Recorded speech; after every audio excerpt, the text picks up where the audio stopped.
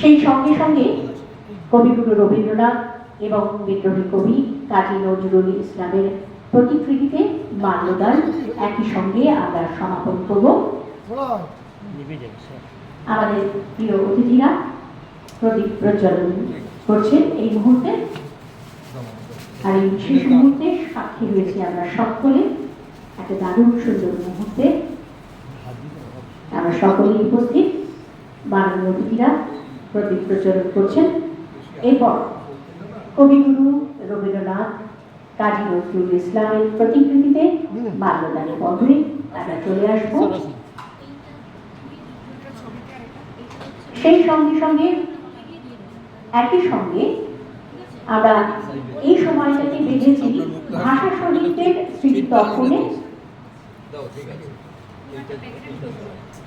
ভাষা আন্দোলনের শহীদ যারা রয়েছেন তাদের উদ্দেশ্যে